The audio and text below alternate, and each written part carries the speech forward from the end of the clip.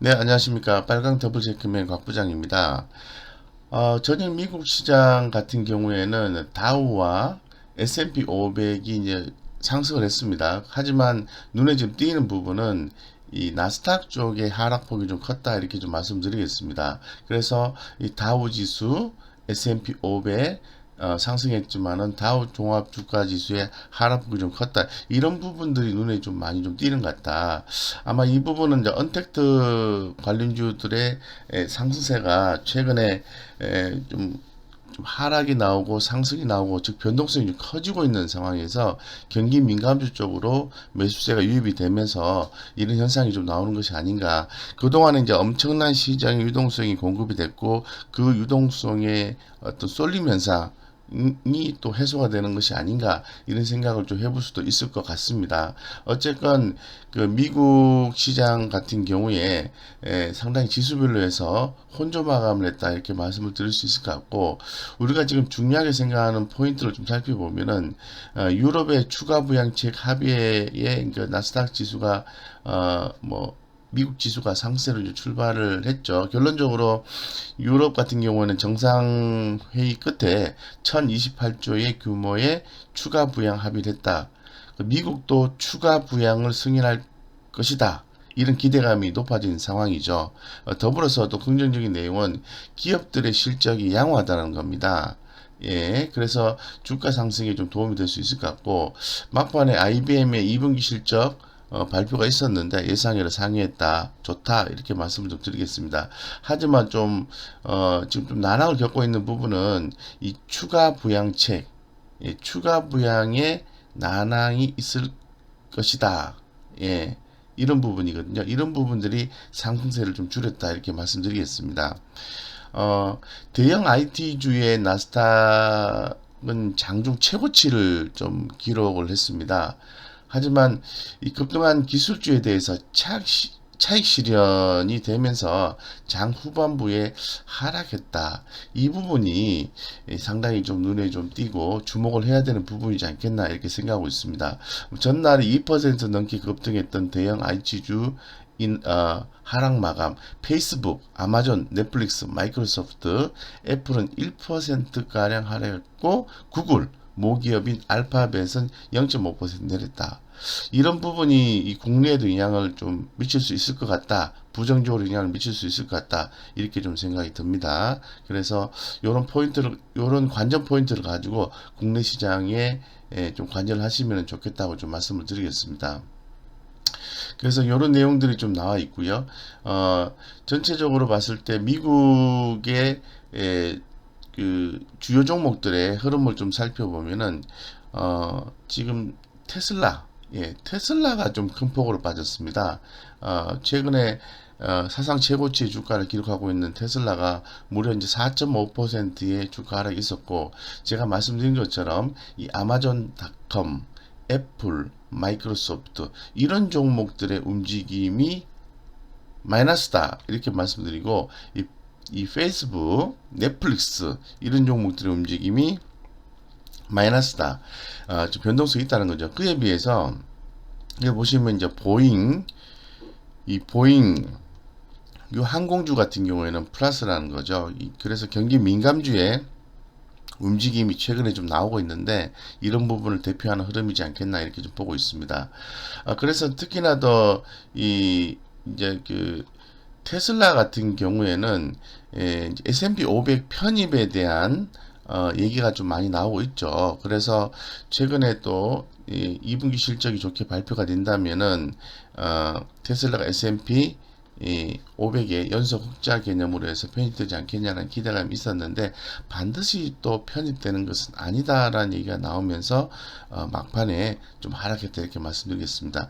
이러한 전반적인 내용들을 가지고 즉 그 글로벌 시장, 미국 시장의 언택트주와 경기 민감주, 언택트주의 하락, 경기 민감주의 상승 이런 부분에 대해서 그대로 국내 증시로 가져와서 이 국내 증시에서는 어떻게 반응할지에 대해서 한번 고민을 해봐야 되는데 제가 보았을 때는 전일 우리 국내 증시의 흐름이 또 그렇게 나왔지만은 뭐 동일하게 좀 작용하지 않을까 예, 한동안 그렇게 작용하지 않을까 이렇게 좀 생각을 하고 있습니다.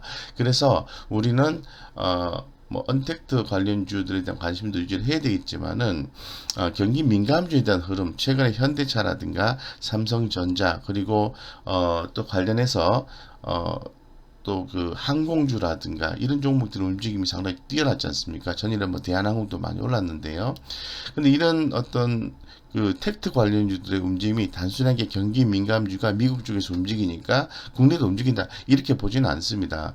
2분기 실적이 생각보다 긍정적으로 나와준다라는 그런 배경이 있기 때문에 우리가 반드시 그런 부분에 대해서 생각을 좀 집중해야 된다. 마음은 쏠리진 않지만 생각은 집중해야 된다. 이렇게 말씀드리겠습니다. 그래서 국내 증시의 원포인트를 한번 살펴보면은 최근에 이제 외국인 기관 이 팔자에 숨 고르는 언택트주 언제쯤 반등할까?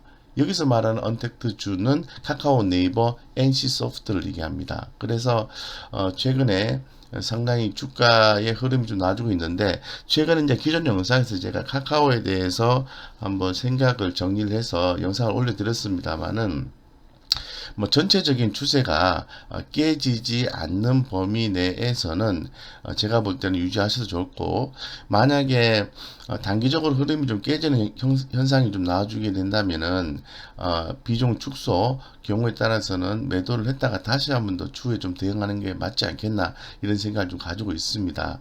예, 그래서 지금 뭐 최근 또 거래소에 또 따르면 네이버, 카카오, NC소프트 세 개 종목에 8,752억 원의 순매도가 이렇게 좀 나왔는데 여기에 비해서 그 같은 기간에 외국인이 코스피에서 7,410억 원을 순매수를 했다는 거죠. 대조적인 거죠. 이 부분은 바로 언택트주 대 경기 민감주 이런 형태의 모습을 보여주는 현상적인 내용이지 않겠나 이렇게 좀 보고 있습니다.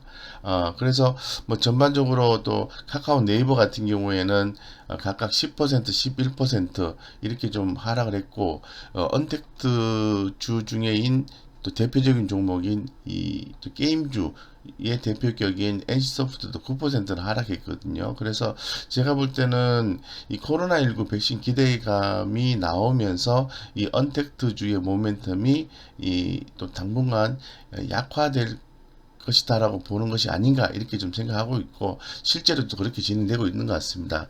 하지만 아직은 끈을 놓지 말고 이런 종목들의 흐름을 그대로 지켜보고 전체적인 흐름을 훼손하지 않는 범위 내에서 주가가 반등해 준다고 하면은 우리가 또 대응을 해야 된다라고 말씀드리겠습니다. 현재로서는 관전을 하자라고 좀 말씀드리겠습니다.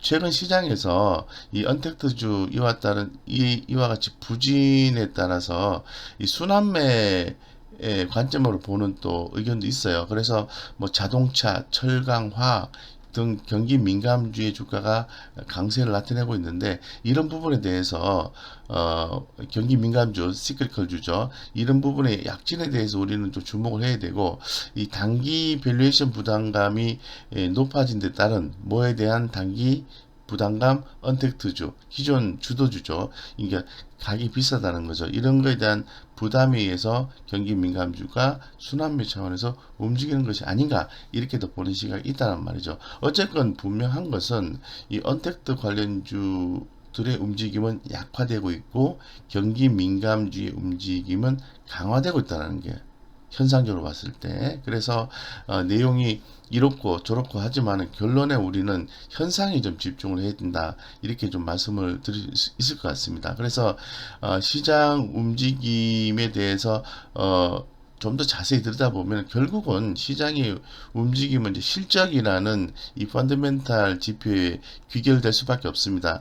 제가 계속해서 강조를 드리는 게 2분기 실적에 접어들었고 그 실적 바탕하에서 개별 종목들의 움직임이 나와주고 있다. 그래서 우리가 이제 종목을 접근할 때 단순하게 섹터, 업종에 접근하지 말고 종목별로 해서 이익이 좋아지는지 그리고 또 이익이 감소하는지 여기에 이제 집중을 해야 된다. 좀 더 옥석 가리기로 해서 집중해야 된다. 이렇게 말씀드리고 있죠. 물론 이제 업종적인 개념으로 봤을 때는 이제 반도체라든가 소프트웨어 이런 종목들의 움직임 좋은 거죠. 그래서 제가 계속해서 말씀드리고 싶은 것은 기업 개별적인 실적에 주목하고 2분기 실적이 좋다라고 기존에 예상을 하고 있습니다만은 이 컨센서스 대비해서 좋지 않으면 주가는 하락하게 되는 거고요. 컨센서스 대비해서 주가가 좋게 나오면, 즉 실적이 전반적으로 좋지 않지만 그래도 예상보다 좋게 나오면 주가는 유지 이상이 될 수가 있습니다. 그래서 현재 상태에서 이제 컨센서스가 굉장히 중요하다. 따라서 이제 종목별로 좀 내용을 좀 보실 때는 뭐 단기적인 그 영업이익 추정치가 상향 조정이 되는지 하향 조정이 되는지 이런 부분에 대해서도 아주 디테일하게 살펴보셔야 된다. 촘촘하게 살펴보셔야 된다, 이렇게 말씀드리겠습니다.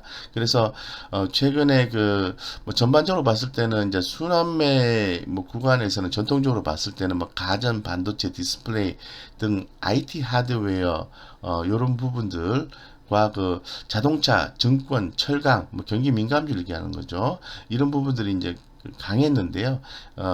아무래도 그 좀 키 맞추기로 좀 마무리되지 않을까 이렇게 보고 있고, 전체적인 의견은 뭐 제 생각도 그렇습니다만은 여전히 주도주는 성장주가 될 것이다, 이렇게 보고 있습니다. 그래서 아직까지는 주도주는 이제 성장주로 봐야 되고, 우리는 큰 흐름, 큰 트렌드, 의 어떤 성장주를 좀 주목하자, 계속해서 이렇게 좀 말씀드리겠습니다. 주가는 조정 다음에는 상승이기 때문에 최근에 가격 조정이 나오는 주도주는 계속해서 주목하시고, 최근 주가가 또 강하게 올라와지는 경기 민감주 같은 경우에는 이 트레이딩 관점에서 접근을 하자, 이렇게 좀 말씀을 결론지어서 드리겠습니다.